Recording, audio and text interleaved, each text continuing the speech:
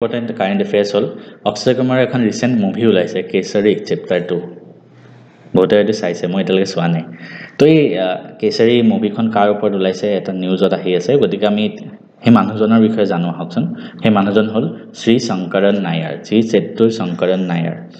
নায়াৰ বুলি মনত ৰাখিলে হ'ল ঠিক আছে তেখেতৰ জন্ম কেতিয়া হৈছিল 1857 চনত তেখেতে বহুত নিৰ্ভীক মানুহ আছিল কাউলে ভয় নকৰে তেওঁৰ জীৱনৰ বিষয়ে অলপমান পঢ়িম আমি জন্ম ক'ত হৈছিলে মানকাৰা ভিলেজ অফ মালাবাৰ পাল্লাক্কাড় ডিস্ট্ৰিক্ট ঠিক আছে কেতিয়া হৈছিল 1857 চনত তেখেতে এজন এডভোকেট আছিল আৰু তেখেতে সোশ্যাল ৰিফৰ্মৰ কাৰণেও কাম কৰিছিল আৰু তেওঁ এজন লয়াৰ আছিল মই ক'লো এডভোকেট আৰু তেওঁ জাজ আছিল মাদ্ৰাজ হাই কোৰ্টৰ 1897 চনত তেখেত তেতিয়া youngest president of Indian National Congress তেতিয়া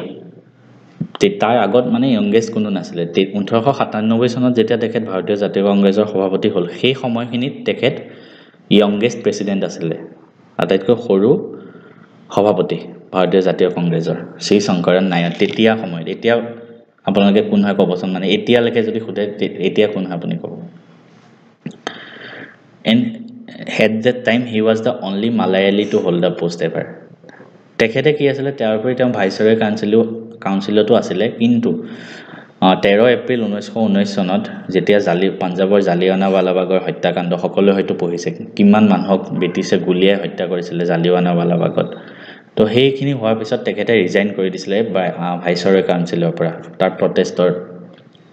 আৰু তেখেতৰ এখন বিখ্যাত গ্ৰন্থ আছে গান্ধী এণ্ড এনাৰ্কি ঠিক আছে এই গ্ৰন্থখন মনত ৰাখিব কোনে লিখিছিল এই গ্ৰন্থখনত তেখেতে গান্ধীৰ কিছুমান নীতিক তেখেতে সমালোচনা কৰিছিল তাৰ উপৰি এই গ্ৰন্থখনত তেখেতে এই জালিয়ানাৱালাবাগৰ হত্যাকাণ্ডৰ প্ৰতি মানে কৰিছিল ন তেখেতে প্ৰতিবাদ সেই সময়ত পাঞ্জাবৰ লেফটেনেণ্ট গভৰ্ণৰ আছিল মাইকেল অ ডায়াৰ এই মাইকেল অ ডায়াৰকো তেখেতে সমালোচনা কৰিছিল আৰু তেওঁ কৈছিল যে এই যেটো হত্যাকাণ্ড হ'ল তাৰ কাৰণে ৰেসপন্সিবল মাইকেল অ ডায়াৰ পাঞ্জাবৰ সেই সময়ৰ লেফটেনেণ্ট গভৰ্ণৰ যাৰ কাৰণে তেওঁ ডিফেমেশনও মাইকেল অ ডায়াৰ তেওঁৰ ওপৰত ডিফেমেশন কেছও দিলে তাৰ পিছত তেওঁ ইংলেণ্ডলৈও গ'ল মানে কিন্তু তাৰ পিছতো তেওঁ নিৰ্ভয়ে আছে তেওঁ কাকো ভয় নকৰে আৰু তেওঁৰ ওপৰতে ৰিসেন্টলি কেশৰী চেপ্টাৰ 2 মুভিখন বনোৱা হৈছে ঠিক আছে it is based on the book 2019 ত এখন বুক ওলাইছিল দা কেছ দ্যাট শুক দা এম্পায়াৰ এটো লিখিছিল এখন তো এই শংকৰন নায়াৰৰ ওপৰত কিতাপখন লিখিছিল তেওঁ গ্ৰেট গ্ৰেণ্ডসন ৰঘু পালাদ আৰু পুষ্পা পালাতে এই কিতাপখনৰ ওপৰতে দা কেছ দ্যাট শুক দা এম্পায়াৰ কেশৰী চেপ্টাৰ 2 টো ৰিলিজ হৈছে এপিএসসিৰ সিসেটৰ কাৰণে প্ৰিপাৰেচন কৰি আছে নেকি এই ভিডিঅ'টোত মই আপোনালোকক জনাম যে আমাৰ সিসেটৰ কোৰ্সটো যেটো লৈ আহিছে তাত কি কি থাকিব আৰু কেনেকৈ জয়েন কৰিব এই আমাৰ এপিএসসি সিসেটৰ কোৰ্সটোত আপোনালোকে লাভ কৰিব মেথছৰ 30টা চেপ্টাৰ বাই প্ৰায় 30টা ভিডিঅ'ত মই লেকচাৰ দিম গোটেইকেইটা ভিডিঅ'ত আপুনি গোটেই মেথছৰ কোৰ্সটো খতম কৰিব পাৰিব মই নিজে মেথছত অলপ ভাল হয় মেথছত মই মেট্ৰিকত 100 পাইছিলো অল আসাম হাইয়েষ্ট আৰু হাই সেকেন্ডাৰীটো ষ্টেট হাইয়েষ্ট পাইছিলো 99 তাৰ উপৰি মই জেডব্লিউএন এনডিএ ক্ৰেক কৰিছিলো ফাৰ্ষ্ট এটেম্পটত I was a BTech in NIT Silchar তাৰ পিছত মই 3টা বেংকিং জব ক্ৰেক কৰিছিলো 6 মান্থৰ ভিতৰত একো কোচিং নোহোৱাকে গতিকে মোৰ মেথছৰ লগত বা ৰিজনিংৰ লগত টাৰ্মছটো ভাল হয় হেতু কাৰণে মই সিসেটৰ কোৰ্সটো আপোনালোকৰ বাবে লৈ আহিছো ইয়াত মেথছৰ 30টা চেপ্টাৰ পাব তাৰপৰি ৰিজনিংৰ 5টা চেপ্টাৰ পাব 5টা আগতে আহা কোৱেশ্চন পেপাৰ বিলাক চাই পেলাই মই বনাইছো তাৰপৰি পাব ইংলিছৰ ৰিডিং কম্প্ৰিহেনশন কেনেকৈ কৰিব লাগে এই গুটেখিনি বস্তু আপুনি জাস্ট বৰ্তমান সময়ৰ কাৰণে 399 প্লাস জিএসটি চলি আছে অলপ দিনৰ পিছত দামটো বাঢ়ি যাব হয়তো তো যিমান জলদি পাৰি লৈ লওক এই ভিডিঅ'টো যদি পিছত চাই আছে তেতিয়া হয়তো দামটো বাঢ়ি যাব পাৰে তো বৰ্তমান সময়ত আজি ভিডিঅ'টো মই বনাই আছো 5 তাৰিখে তো আজি সময়ত দামটো কমি আছে তো এতিয়া লৈ ল'ব পাৰে ভিডিও কোৰ্সটো কেনেকৈ ল'ব ডেসক্ৰিপচনত মই লিংকটো দি থৈ দিম তাত গৈ আপোনালোকে ক্লিক কৰি জয়েন হ'ব পাৰে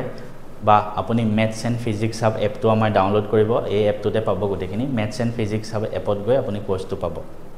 ইয়াৰ উপৰি এই কোৰ্সটোত মই মক টেষ্ট দিম এই মক টেষ্ট আপোনালোকে চেপ্টাৰ ওয়াইজ পাব মানে পিডিএফ নহয় হা এক্সামত যেনেকৈ কৰিব লাগে টাইমাৰ চলি থাকিব ধুনীয়াকৈ এক্সাম এনভাইৰনমেন্ট লগাই তাত আপুনি ক্লিক কৰি গৈ থাকিব প্ৰত্যেকটো চেপ্টাৰ খতম হ'ব আমি মক টেষ্ট দিম গুটেখিনি আপুনি পাই যাব তাৰ উপৰি ইউপিএসসিত আগতে আহা সিসেটত যিখিনি প্ৰশ্ন আছে হেখিনি মই আপোনালোকক সলভ কৰি দেখাম কেনেকৈ পৰীক্ষাত কম সময়ত কৰিব লাগে শৰ্টকাট কি এপ্লাই কৰিব লাগে গুটেখিনি বস্তু আপোনালোকে পাই যাব জয়েন কৰিবৰ কাৰণে মেথছ এণ্ড ফিজিক্স হাব এপত যাওক তাতে গৈ ফাৰ্ষ্টতে পাব what are you looking for এনেকৈ ৰেজিষ্টাৰ কৰিব যদি নাজানে ডেছক্ৰিপশ্যনত লিংক দি থৈ দিম চাই ল'ব তাৰপিছত তাত ক্লিক কৰিলে APSCটোত ক্লিক কৰিব APSCত ক্লিক কৰি আপুনি CSETৰ কোৰ্চটো পাব তাত পে নাও কৰিব গুগল পে দি পে কৰিব পাৰে ফোন পে দি পেটিএম দি পে কৰিব পাৰে ডেবিট কাৰ্ড দি পে কৰিব পাৰে নেট বেংকিং দি কাৰোবাৰ যদি সমস্যা হয় কিবা মোক কমেণ্ট কৰিব খালি এই কোৰ্চটো আপুনি লৈ লওক CSETৰ কাৰণে একো টেনশ্যন ল'ব নালাগে মই আছোঁ মই সকলোকে সহায় কৰিম